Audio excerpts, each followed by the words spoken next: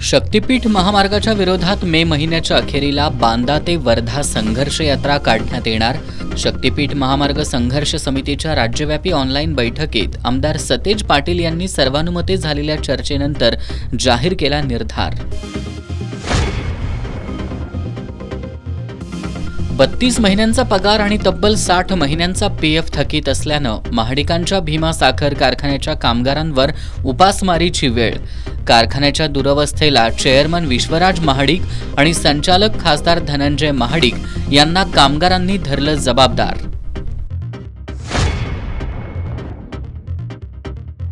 पत्नी आणि मुलीच्या खून प्रकरणी जुने पारगाव इथल्या अजित शिंदे याला आजन्म कारावास आणि 5,000 रुपये दंडाची शिक्षा. जिल्हा आणि सत्र न्यायालयाचा निकाल. भारत-पाक तणावामुळे नव्हे तर तांत्रिक अडचणीमुळे पेट्रोल आणि डिझेलचा पुरवठा तात्पुरता विस्कळीत. तांत्रिक बिघाड लवकरच दुरुस्त होणार. कोल्हापूर जिल्हा पेट्रोल डिझेल डीलर असोसिएशनची माहिती.